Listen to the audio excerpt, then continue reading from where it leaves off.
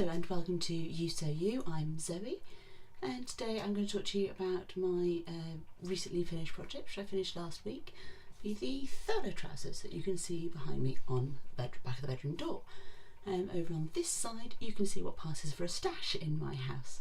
It's not particularly huge. It's got wool in the middle box there.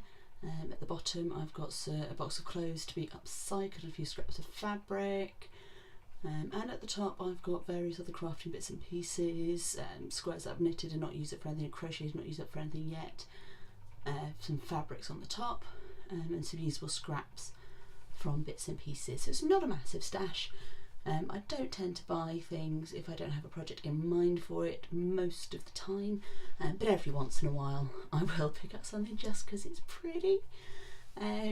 But I don't have the space for a huge stash. Over this side you can see what passes for wardrobe in our little tiny house. It's not huge. That's mainly my clothes. My other half doesn't really get much of a look in. Whoops. So without further ado, I will just pop on the Thurlow Trousers and let you have a look. Okay, so here they are, the Thurlow Trousers. At my bit of a belly there. As you can see, the fit is pretty good around the waist. There's actually a wide area here on the inside that enables you to do the fit better. It's a bit tricky pinning it yourself, and yes, I did pin it to my leggings when I did it by myself. It happens. Probably worth getting someone to help you next time round.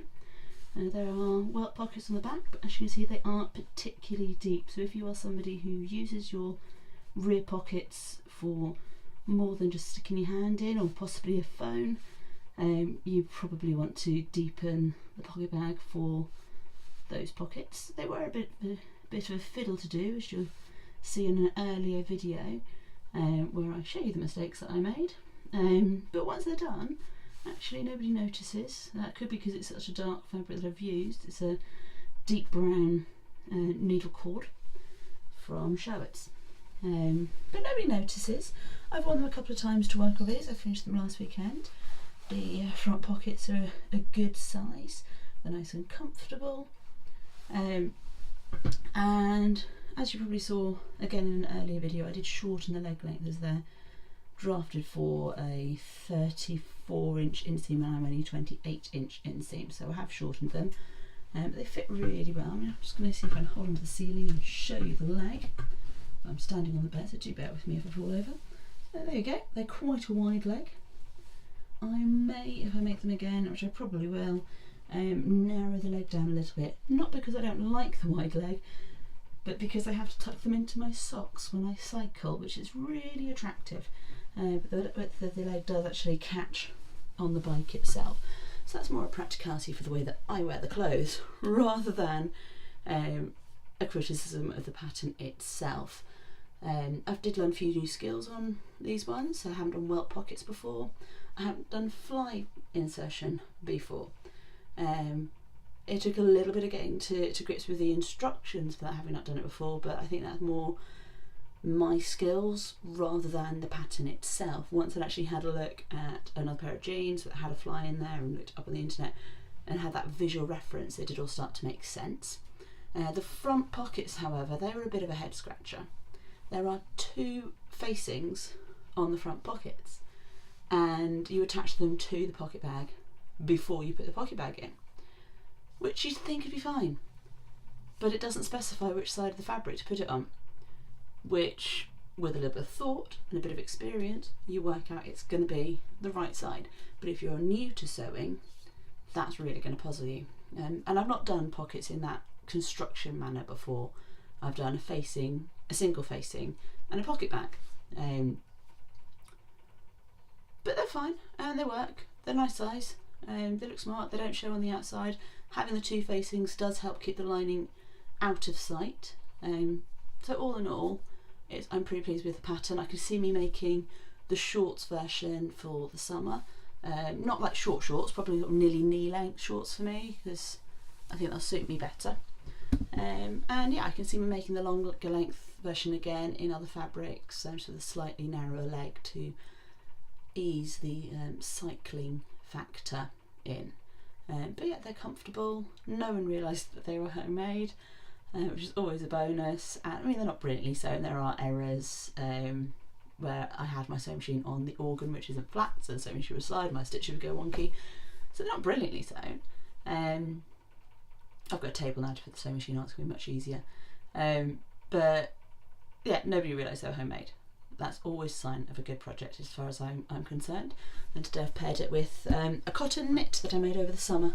So this is 100% cotton, and it's the Spring Garden Tea, which you can get on Ravelry. I forget the name of the yarn off the top of my head, but I'm sure it'll come up at another point, and the details will all be on my Ravelry page for the project. Anyway, so future sewing plans. I've already got cut out not one but 2 skirts for the Bettine and the top. Bettine is a dress by Tilly and the Buttons. I'm making it as separates because that again suits my needs. But that's actually a Minerva project, so keep an eye on the Minerva blog for more details on that in the next few weeks. And I've also got cut out my crafting trousers. I think I know what I'm going to do for the top, because if you remember from the crafting video, I was worried that the straps were too thin for what I would need them for.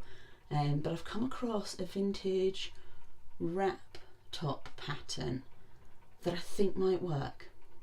So that's up on my list. I was going to do the Lisboa top from Orjus in that satin, because I was going to do that anyway for my autumn wardrobe in a brown or a grey or something, but I don't quite have enough of the purple fabric for that pattern, particularly as I'll need to grade up beyond their usual largest size, French patterns being what they are. But I'm thinking that this vintage wrap top might work. I did think about the Ogden cami, but again that's got the strap issue, so I'd have to widen the straps, which is fine, but do I want to mess about with the pattern when I'm dealing with satin? So keep your eyes peeled, see what I end up coming up with for that fabric over the next couple of weeks. I'm hoping to get the crafting box sewn up by the end of next weekend and get a video out for you guys in the next couple of weeks on how I've done with that.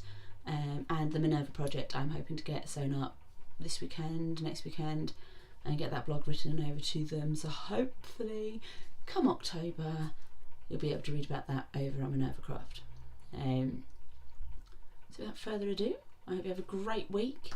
I'm back in school in full flow with all 34 of my children in my class, planning and marking and all that kind of thing. So hopefully I'll be able to keep on top of my sewing projects and my knitting projects and everything else as we move forward through to half term.